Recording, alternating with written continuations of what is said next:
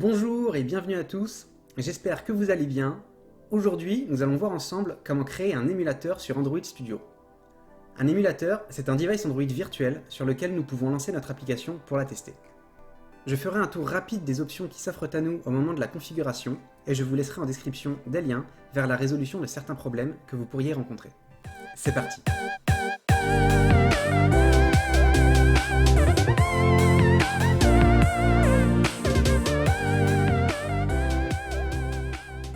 Le principal outil de configuration pour l'émulateur Android est l'Android Virtual Device Manager. Nous avons un raccourci pour y accéder ici, mais nous pouvons aussi le lancer depuis le menu d'Android. Une fois lancé, commençons la création d'un nouvel émulateur.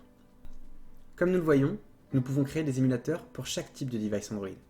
Montre, télé, voiture, mais ici, nous allons nous concentrer sur le plus courant, un téléphone. Pour cela, cliquez sur Create. Ici, sur la gauche, nous allons pouvoir choisir le type d'émulateur que nous voulons créer. Laissons Phone pour téléphone, qui est coché par défaut.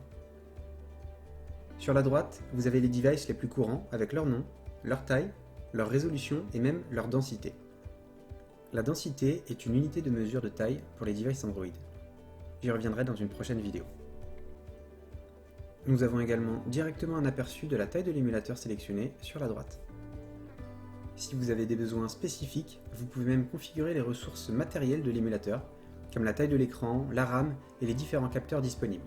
Mais pour cet exemple, on va choisir un émulateur déjà configuré, le Pixel 2 par exemple. Cliquons sur Next. Comme expliqué dans une vidéo précédente, chaque device Android possède une version d'Android spécifique.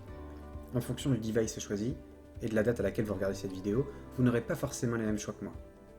Rien de grave ici.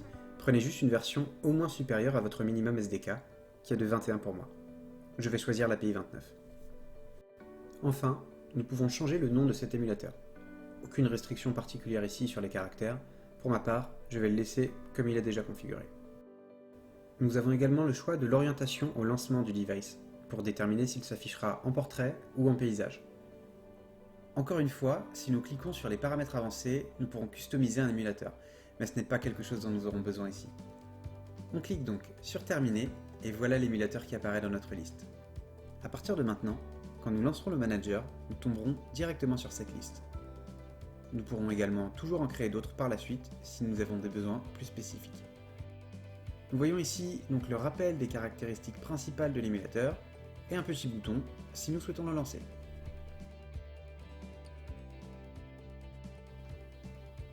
Maintenant, regardez ici. Cette ligne a changé, et nous allons la décrypter ensemble. Ici, le process App est choisi. Nous pourrions en avoir d'autres dans la liste, tels que Test ou les différents modules. Ici, notre émulateur est sélectionné. Vous pourriez avoir une liste d'émulateurs si vous en aviez plusieurs, ou bien même un device réel si vous l'aviez branché sur votre ordinateur. Du coup, si nous cliquons sur ceci, ça va lancer l'application. La compiler si besoin, l'installer sur le device cible, à savoir l'émulateur, et la lancer.